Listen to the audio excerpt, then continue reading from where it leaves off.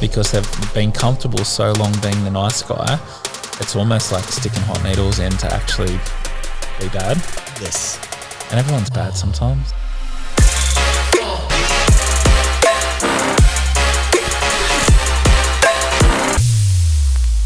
Luke, welcome to After Dark in the flesh. In real life. In real life. Great to have you here. Thank you very much.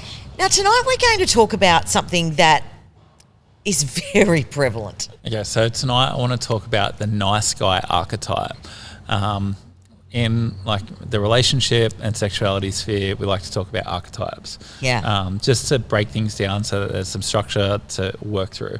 But one of the most prevalent ones in society right now is the nice guy. And yes. we were talking off air about how we want a good man but not a nice guy. Yes, I'm big on that saying, right? Yeah. I want a good man, not a nice guy. And it's you would think that it's almost the same sentence, but there's actually a lot of nuance there. There's a lot of nuance there. Like if you were talk to about as being on a spectrum, like there'd be on one end the nice guy, and on the other end like toxic shadow man. Yes. Yeah, and in the middle there is a good man. You're exactly right. And what's interesting about spectrums is that while we do this, it almost does this, doesn't it? It almost meets at the bottom. So let's first talk about the nice guy. Okay, so the nice guy, you think about somebody who's approachable, somebody who's a good communicator, somebody who's in touch with their emotions, somebody who avoids conflict, somebody who always is painting a picture of bliss and everything's Gucci and, you know, everyone loves me. You know, nobody hates me. You know, everyone's friends with me. I have great relationships. I earn good money. My career's going great. You know, I'm friends with my mother. You know, all of these sorts of things that is the mask of, you know, being nice. But underneath that is probably a whole heap of insecurity. A whole heap of insecurity around needing to get everything perfect. Yeah, so not having a tough conversation until they've got it all mapped out and they know how to maybe win that conversation. Yes. Not telling anybody about conflict that they might have had until they've got it all explained from all angles about how they were completely in the right. Yeah. Or maybe even bending the truth to when they are retelling stories to people to make it look like or sound like they've got it all figured out. Yeah.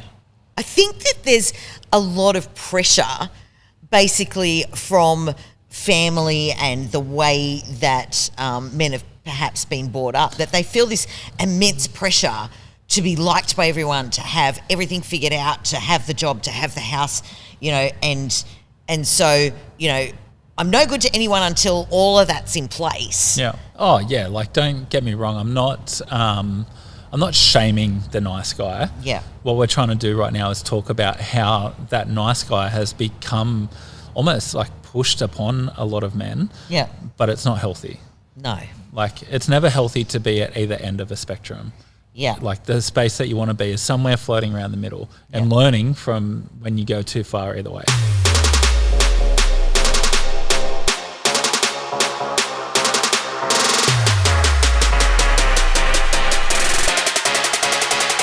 What I see in my clients is men who are in relationships and they come to me and they're like, I'm doing everything right. I'm trying so hard. Like I'm earning the money and I'm doing this and I'm like, I'm hanging the laundry out and I'm doing this. And then when they get any sort of feedback that goes against that idea that they're in their mind is I'm being the perfect man, it shatters them. It's, you know, like, you know, babe, you didn't unpack the dishwasher. Well, what about everything else that I've done? You know, like I've been working my ass off. I've been, you know, I hung the laundry out last week. Or, you know, it might be like, babe, I've asked you not to hang my linen shirt out with those rusty old pegs. Well, at least I hung the fucking washing out. Yeah. It's, you know, any little bit of critical feedback becomes shattering. Yes. But then also anything that goes against their belief about what is a nice guy, like we talked about before the show, watching porn. Yeah. You know, it's done dirty in the dark. You know, you find that these guys that are being such nice guys are often doing the most heinous shit Yeah. in the shadows. Yeah.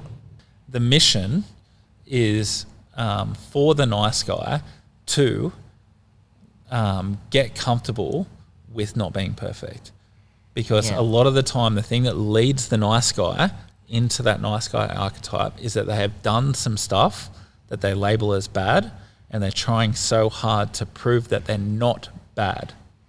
Yes. So like the opposite side of the coin to the nice guy is that I'm not bad, I'm not bad, I'm not bad, I'm not bad. So I'm trying to be nice.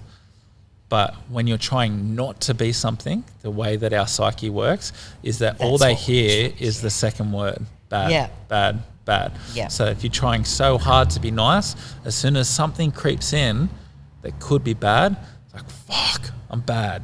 I must be bad. Yeah.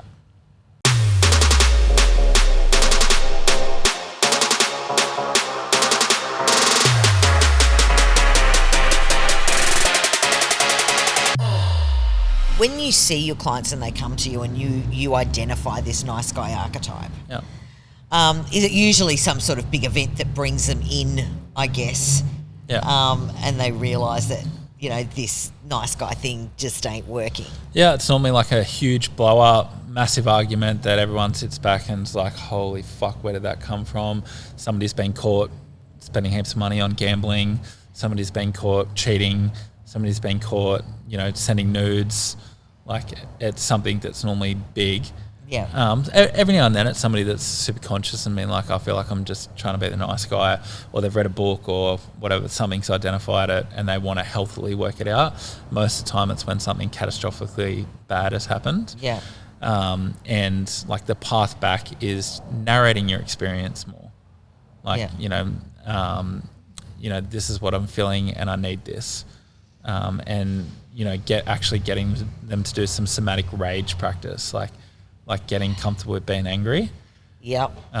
going through some, you know, getting comfortable with crying, getting comfortable with dancing, like getting out of their comfort zone. Yeah. Because they've been comfortable so long being the nice guy, it's almost like sticking hot needles in to actually be bad. Yes. And everyone's bad sometimes.